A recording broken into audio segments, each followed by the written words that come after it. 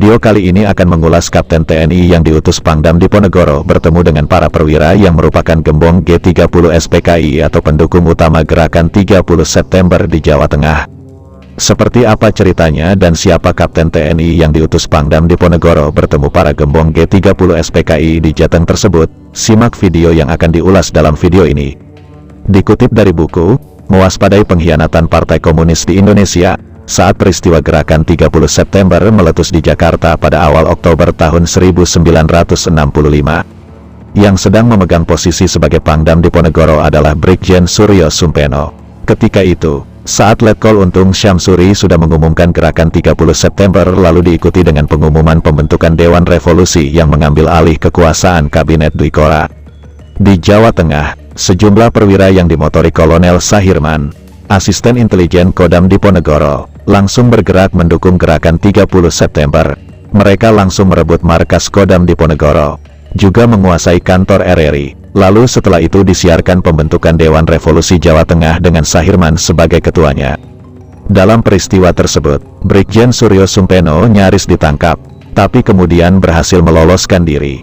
Sampai akhirnya, Brigjen Suryo Sumpeno mengkonsolidasikan kekuatan pasukan yang masih setia kepadanya. Selanjutnya, melakukan serangan balik terhadap kubu gerakan 30 September Jateng yang dimotori Kolonel Sahirman yang notabene adalah anak buahnya di Kodam Diponegoro. Kolonel Sahirman sendiri adalah mantan komandan Batalion 454, di mana di batalion ini pula Letkol Untung Syamsuri pernah jadi komandan. Sahirman pernah menjadi komandan Batalion 454 sebelum Letkol Untung.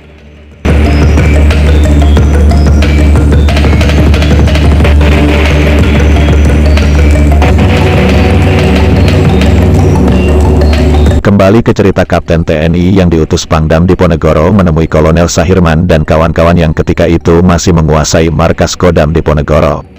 Diceritakan, pada pukul 19:30 atau menjelang pukul 20.00 terdengar siaran dari RRI Jakarta yang mengumandangkan pengumuman Pangkostrat Maijen Soeharto tentang gerakan 30 September yang dinyatakan sebagai gerakan kontra-revolusi.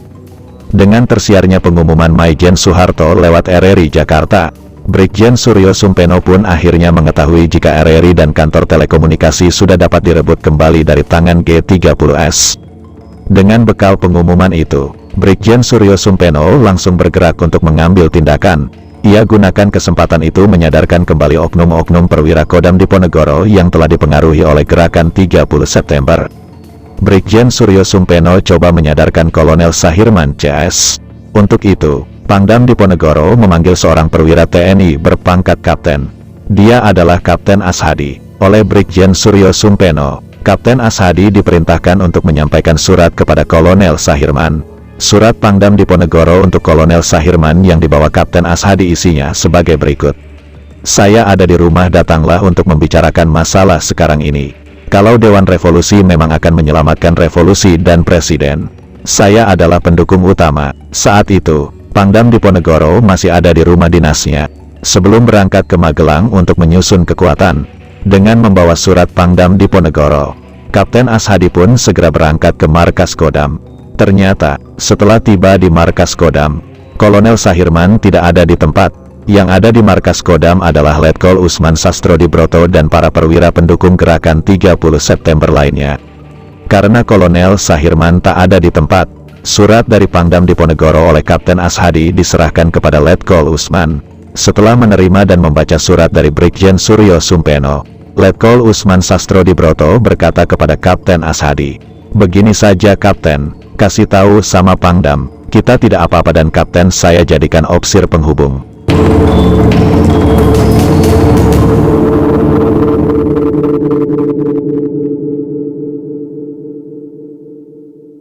Setelah dapat jawaban dari Letkol Usman, Kapten Ashadi pun segera keluar dari markas Kodam dan langsung menemui Pangdam Diponegoro di rumah dinasnya.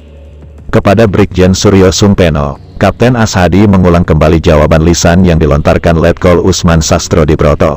Mendengar jawaban dari Letkol Usman, Pangdam Diponegoro pun marah. Brigjen Suryo Sumpeno kembali memerintahkan Kapten Ashadi agar segera berangkat ke markas Kodam lagi dan memerintahkan agar Letkol Usman menghentikan siaran gerakan 30 September di RRI Semarang. "Sekarang kamu kembali lagi ke Kodam. kasih tahu pada Usman kalau dia memang bermaksud lain. Itu RRI suruh bungkam, kata Brigjen Suryo Sumpeno. Pada waktu itu RRI Semarang yang telah dikuasai oleh komplotan pendukung gerakan 30 September terus menyiarkan pidato yang mencaci maki Dewan Jenderal. Dikatakan bahwa para jenderal menghambur-hamburkan uang rakyat, berfoya-foya dengan macam-macam tuduhan dilemparkan dengan cara khas dari ahli-ahli fitnah PKI. Maka, Kapten Ashadi pun segera berangkat kembali ke markas Kodam Diponegoro. Tiba di markas Kodam, tentara sudah ada Kolonel Sahirman. Kolonel pendukung G30 SPKI itu rupanya sedang menulis balasan surat untuk Pangdam. Setelah menyampaikan pesan Pangdam Diponegoro, Kapten Ashadi diberi surat balasan yang ditulis Kolonel Sahirman. Isi surat balasan Kolonel Sahirman pendek saja. Isinya, "Maaf Panglima, saya tidak bisa menghadap malam ini. Akan menghadap besok pagi bersama-sama." Tanpa membuang waktu, Kapten Ashadi bergegas pergi menuju ke rumah Pangdam Diponegoro. Tiba di sana, surat balasan dari Kolonel Sahirman pun diserahkan kepada Brigjen Suryo Sumpeno. Pangdam Diponegoro, surat pun diterima. Suryo Sumpeno langsung membacanya. Setelah baca surat itu, Panglima Diponegoro langsung menyimpulkan jika Sahirman dan komplotannya akan menyerang dia. Ia pun memutuskan untuk mengambil tindakan tegas. Setelah itu, Pangdam Diponegoro memanggil Letkol Surtiono, salah seorang perwira Kodam yang sudah ada di rumahnya. "Overstay, saya sudah mencoba dengan halus. Saya peringatkan dengan surat, tetapi dia tetap membangkang. Oleh karena itu saya akan bertindak dengan kekerasan. Kita punya kekuatan di Magelang," kata Brigjen Suryo Sumpeno kepada Letkol Surtiono. Kemudian, Panglima Kodam bersiap untuk pergi ke Magelang. Sebelum pergi ia berpesan kepada istrinya, ia akan pergi ke Magelang. Sementara kepada pasukan penjaga rumah, ia mengatakan bahwa akan pergi ke Kodam bersama Letkol Surtiono untuk tidak menimbulkan kecurigaan karena tidak jelasnya kawan dan siapa lawan.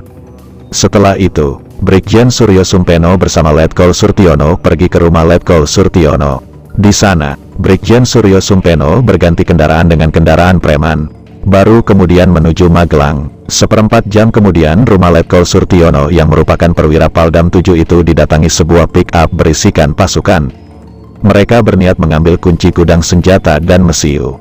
Tapi untungnya, Letkol Surtiono sudah dalam perjalanan ke Magelang. Kalau tidak, mungkin perjalanan sejarah perjuangan bangsa Indonesia yang dikehendaki oleh PKI akan terlaksana.